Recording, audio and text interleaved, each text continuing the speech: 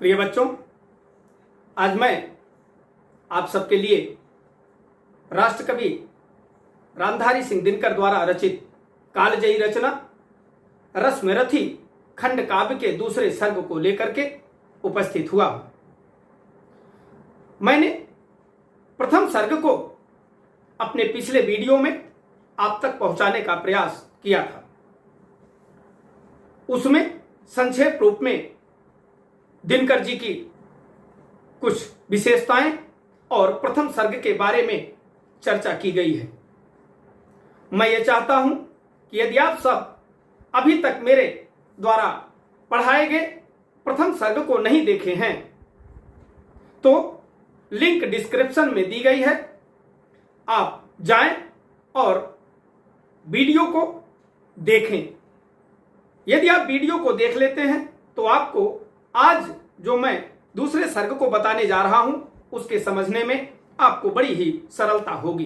तो बच्चों, आज हम दूसरे सर्ग में जो आपको बताने का प्रयास करेंगे उसमें महाभारत के अद्भुत पात्र कर्ण की गुरु भक्ति और उनके गुरु परशुराम द्वारा दिए गए अभिशाप का वर्णन इसमें है। तो सर्वप्रथम हम देखते हैं कर्ण की गुरु भक्ति। गुरु भक्ति के बारे में हमको बहुत जगहों से बहुत सारी शिक्षाएं मिलती हैं।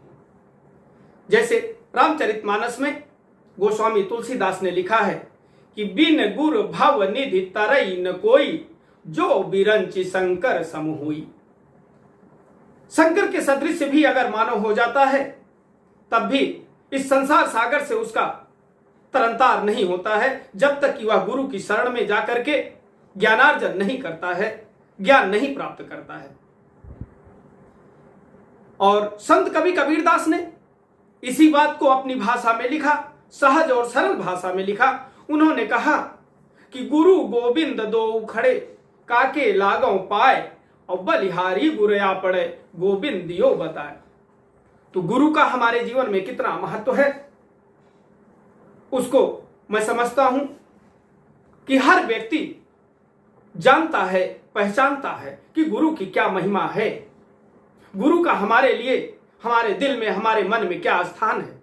द्वितीय सर्ग का आरंभ भगवान परशुराम के आश्रम से किया गया है।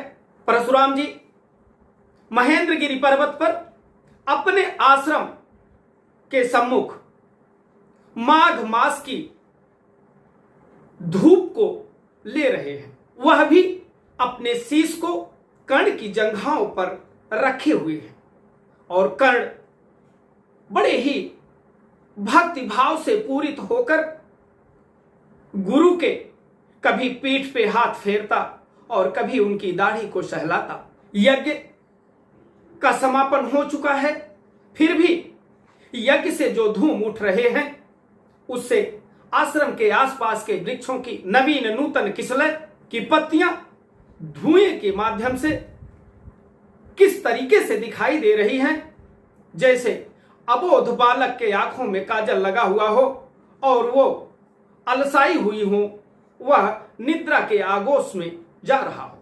हवन अग्नि बुझ चुकी, गंध से वायु अभी परमाती है, भीनी भीनी महक प्राण में मादकता पहुंचाती है। धूम धूम चर्चित लगते हैं तरु के श्याम छदन, कैसे झपक रहे हैं सिसके अलसित कजरारे लोचन जैसे।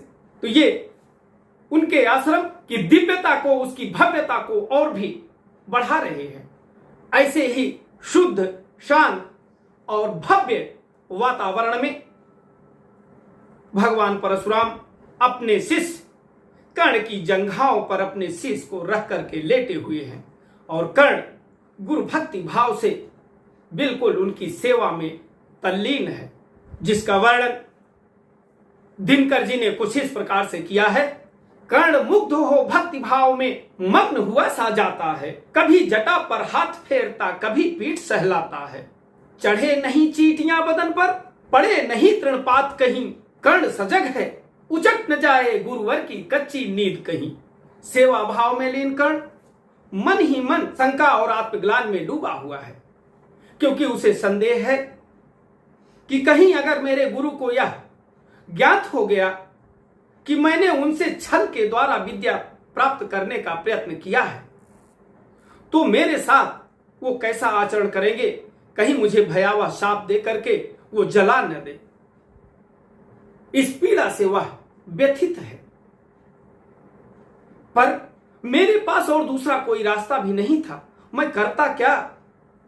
सारे अपमान के घूंट को पी करके यदि मैं गुरु द्रोणाचार्य के शरण में भी जाता तब भी वो मुझे शिक्षा न देते, और यदि शिक्षा दे भी देते तो क्या एकलव्य के समान वो मेरे अंगूठे को न कटवा लेते?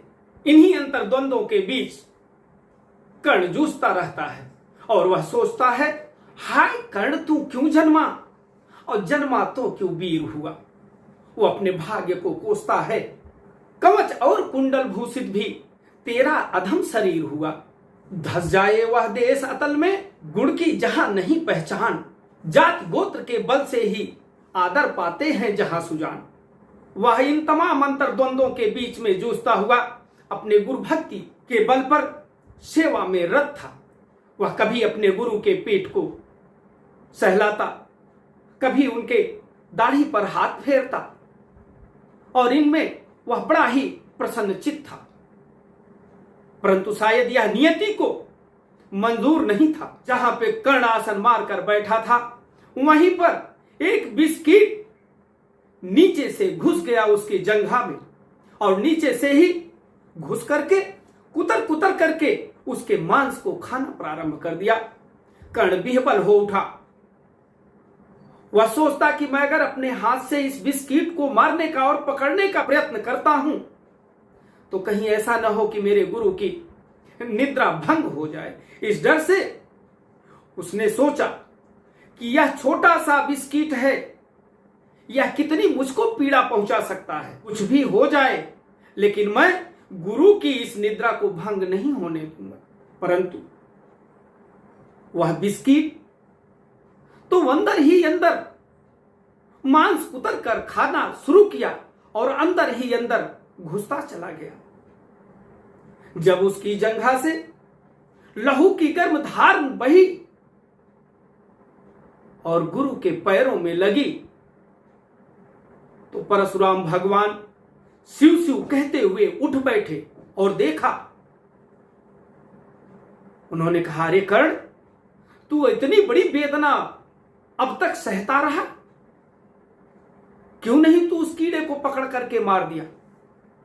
कर्ण कुछ शर्मा कर बोला, गुरुदेव मैंने सोचा था यह छोटा सा कीड़ा है, यह कितना मुझको दुख पहुंचा सकता है, परंतु न जाने क्यों यह धीरे धीरे अंदर घुसता चला गया। लेकिन मैं सिर्फ इस भय से उसको पकड़ने का, उसको निकालने का नहीं प्रयास किया कि कहीं मेरे गुरुवर की कच्ची निद्रा टूट न जाए, कहीं उनकी निद्रा भंग न हो जाए, और यह छोटा सा बिस्किट है मुझको कितनी पीड़ा पहुंचाएगा। यही सोच करके गुरुवर मैंने उस कीट को निकालने का प्रयास नहीं किया। परशुराम कुछ देर तक चिंतन करते रहे, फिर न जाने उनके मन में क्या आया। वो आंखें तरीर कर बोले, ये कर्ण सच बतला, तू कौन है? तू ब्राह्मण नहीं हो सकता है, क्योंकि एक ब्राह्मण इतनी पीड़ा बर्दाश्त नहीं कर सकता है। तू निश्चित रूप से क्षत्रिय है, सच सच बतला, वरना तू अभी मेरे शाप से यहीं पे भस्म हो जाएगा। इतना सुनते ही गुरु के मुख से कर्ण थर थर कांपने लगा और उसने कहा, सूत पुत्र मैं शूद्र कर्ण हूं, करुणा का अभिलाषी हूं, जो भी हूं पर देव आपका अनुचर अंतेवासी हूं। छली नहीं मैं हाय, किंतु यह छल का ही तो काम हुआ। आया था विद्या संचय को मगर व्यर्थ ही बदनाम हुआ। बड़ा लोभ था बनु शिष्य में, कार्त वीर के जेता का, तपोदीप्त शूरमा विश्व के नूतन धर्म प्रणेता का। पर शंका थी मुझे, सत्य का पता अगर पा जाएंगे, महाराज इस सूत पुत्र को कुछ भी नहीं सिखलाएंगे। इसके उपरांत भगवान परशुराम का क्रोध शांत नहीं हुआ और अंत तो गत्वा उन्होंने कर्ण को बड़ा ही दारुण, बड़ा ही भयावह श्राप दे दिया। उन्होंने कहा, मान लिया था पुत्र इसी से प्राण दान तो देता हूं, पर अपनी विद्या का अंतिम चरम तेज हर लेता हूं। सिखलाया ब्रह्मास्त्र तुझे जो काम नहीं वह आएगा, है मेरा यह साफ समय पर उसे भूल तू जाएगा। अपने गुरु के अभिशाप को सुनकर कर्ण थर थर कांपने लगा। उसका मुख पीला पड़ गया और उसने अपने गुरु के पैरों पर पड़ते हुए कहा, कर्ण विकल हो खड़ा हुआ कह, हाय किया क्या यह गुरुवर, दिया साप अत्यंत निदारुण, लिया नहीं क्यों जीवन हर। वर्षों की साधना साथ प्राण नहीं क्यों लेते हैं, अब किस सुख के लिए मुझे धरती पर जीने ही क्यों देते हैं। परशुराम ने कहा, कर्ण यह साप अटल है सहन करो, जो कुछ मैंने कहा उसे सिर पर ले सादर पहन करो। इस महेंद्रगिरि पर्वत पर तुमने कुछ थोड़ा नहीं कमाया है, मेरा संचित निखिल ज्ञान तूने मुझसे ही तो पाया है। इस प्रकार कह परशुराम ने फिरा लिया आननी अपना, जहां मिला था वहीं कर्ण का बिखर गया सब सपना। इस प्रकार भगवान परशुराम के इस दारुण और भयंकर अभिशाप को लेकर के कर्ण का हृदय विह्वल हो गया। वह व्यथा से, वह आत्मग्लानि से, वह अपने जीवन के संघर्षों से, वह अपने नियति से, हर जगह से टूट चुका था, बिखर चुका था और उसके पास अन्य कोई मार्ग नहीं था। अंततो गत्वा कर्ण छूकर उनका चरण कर्ण ने अश्रु अर्घ का दान किया और उन्हें जी भर निहार कर मंद मंद प्रस्थान किया। परशुधर के चरण का धूल लेकर उन्हें अपने हृदय का भक्ति देकर निराशा से विकल टूटा हुआ सा, किसी गिर श्रृंग से छूटा हुआ सा, चला खोया हुआ सा कर्ण मन में, कि जैसे चांद चलता है गगन में। बच्चों, बड़ी कारुणिक और मार्मिक पंक्तियां हैं। जब व्यक्ति अपने लक्ष्य के नितांत करीब पहुंच करके और उसे खो देता है तो कितनी भयावह पीड़ा होती है, आज इस बात का एहसास कर्ण कर रहा है। उसके जीवन की सबसे बड़ी उपलब्धि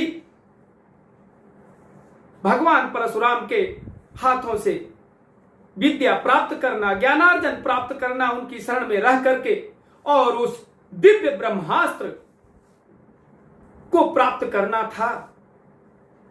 परंतु नियति का एक ऐसा खेल कि जो हाथ में आया था वह भी छूट गया। हिमालय के शिखर पर पहुंच करके भी वह वहां से नीचे की तरफ गिर गया। तो बच्चों, आज के इस वीडियो में बस इतना ही। मैं रश्मिरथी खंड काव्य के तीसरे सर्ग को शीघ्र ही अपने अगले वीडियो में लेकर आप सबके समक्ष उपस्थित होऊंगा। यदि आपको ये मेरा वीडियो पसंद आता है तो आप अपने ज्ञानार्जन के साथ साथ अपने इष्ट मित्रों को भी जरूर शेयर करें। और यदि आपका कोई प्रश्न है या कोई सुझाव है तो आप निश्चित रूप से बेझिझक आप अपने कमेंट के माध्यम से हमसे पूछ सकते हैं और अपनी शंकाओं का समाधान कर सकते हैं। तो आज के लिए बस इतना ही। आप जहां भी हो, जिस भी स्थिति परिस्थिति में हो, आप व्यस्त रहें, मस्त रहें, चिंतनशील रहें, अध्ययनशील रहें। धन्यवाद।